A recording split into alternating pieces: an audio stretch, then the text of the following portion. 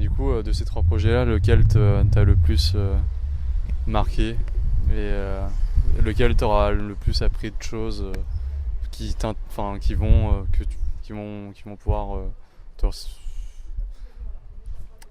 les bon, c'est quoi le projet qui t'a le plus fait changer et qui t'a le plus marqué?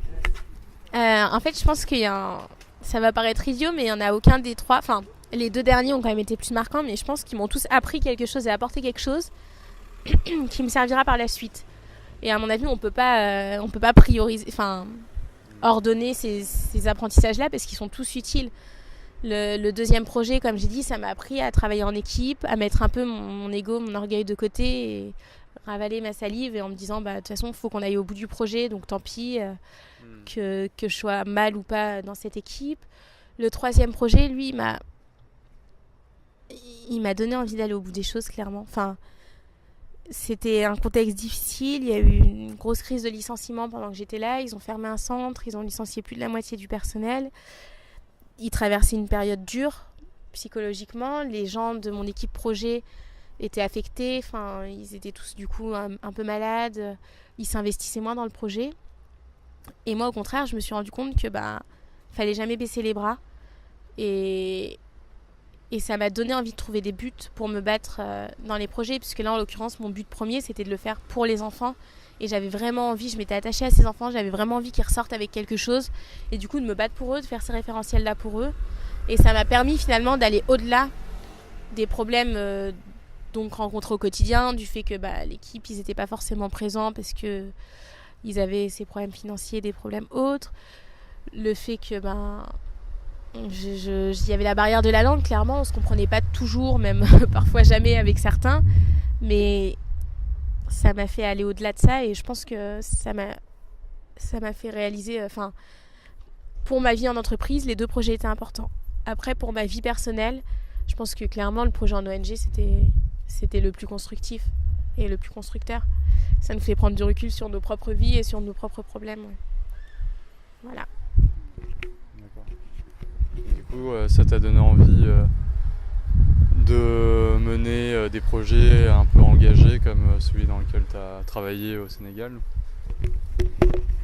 C'est vrai que là, on arrive au début d'année, on n'est pas encore en septembre, mais ça m'a fait réfléchir. Je me disais, qu'est-ce que je fais? Est-ce que je recherche un emploi?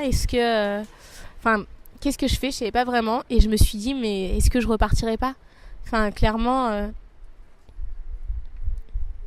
ouais. Plutôt que de penser qu'à moi et de me dire, bon, est-ce que je cherche un emploi à Paris, à Lyon, à l'étranger, parce que c'est trop bien, je pourrais apprendre l'anglais. Est-ce que je me dirais pas, je vais essayer de travailler si je pars à l'étranger. Ah, à l'étranger, ouais. Est-ce que je pourrais pas plutôt repartir et faire un projet mais qui puisse en aider d'autres, plutôt que de juste aider une entreprise à gagner plus d'argent, à faire des nouveaux projets ou quoi? Est-ce que je pourrais pas aller mettre tout ce que j'ai appris à IDEA à profit pour des ONG ou... Ouais, ça m'a fait réfléchir. Après, c'est pas le but de ma vie, je compte pas toute ma vie faire ça. Mais c'est vrai que l'année dernière, j'avais un projet, c'est comme ça que je suis arrivée à Village Pilote, dans l'ONG. C'est que j'avais pour ambition de monter un projet en France pour réinsérer les personnes vivant dans la rue. Je connaissais pas encore le problème des enfants des rues au Sénégal, mais c'est vrai que moi je suis perturbée, je suis choquée, je trouve ça aberrant que dans une société comme la nôtre, il y ait encore autant de clochards finalement dans les rues, de gens qui meurent de faim, qui meurent de froid tous les hivers, on en entend, mais ça arrive tous les jours. Et du coup, c'est vrai que pour projet de vie, j'avais envie de monter un centre pour les aider à se réinsérer. Et là, Village Pilote, ça m'a fait complètement réfléchir et me dire que c'était possible. Dans une certaine mesure, c'est possible. Il y a des gens qui le font ailleurs dans le monde avec moins de ressources. C'est sûr que ça motive, mais ça, c'était vraiment un projet de fin de vie. Donc, concernant ces projets-là de méduses et de tunnels insonorisants, donc vous avez donc concrètement mené à bien ces projets-là. Et pour mener à bien ces projets, comment ça s'est passé? Comment est-ce que vous êtes organisé pour justement créer ces méduses? Ça m'intrigue un peu. Pour créer les méduses, il y a quelque chose de très simple, c'est que dans ce master, on a ce qui s'appelle un Fab Lab. Donc c'est un lieu de prototypage rapide. Et c'est vrai que c'est super parce qu'on avait à disposition des découpeuses laser, des imprimantes 3D. On pouvait y bricoler. Donc c'est vrai que clairement, le Fab Lab, c'est un outil, c'était un outil essentiel à la réussite de nos projets, même pour le deuxième, quand on a dû faire les maquettes, tout ce qui est prototypage en fait. Et d'ailleurs, je pense que c'était intéressant, très intéressant de travailler comme ça, parce que je ne l'avais jamais fait auparavant. Et je me rends compte que dans les entreprises, lorsqu'on aura à faire des créations de produits, ça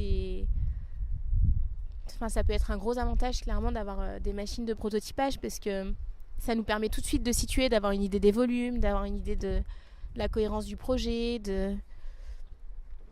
Et j'espère, c'est vrai que c'était vraiment une expérience intéressante. Là, je me rends compte aujourd'hui, cette année encore, je me suis servi du Fab Lab pour faire des décorations chez moi, donc des choses complètement personnelles. Mais j'espère vraiment que si j'intègre une agence ou une entreprise de création, il y aura ces outils-là à disposition.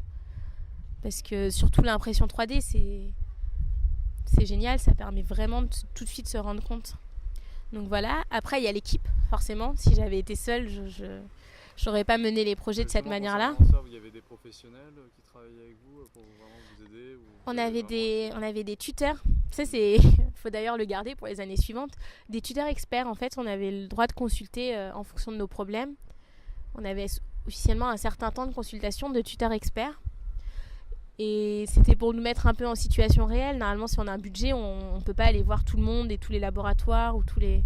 Et là, du coup, il y avait des tuteurs experts qu'on pouvait consulter, par exemple en gestion, en environnement, ou des choses comme ça, en matériaux. Nous, on allait beaucoup à Centrale pour tout ce qui était acoustique et choses comme ça, pour avoir des réponses à nos questions.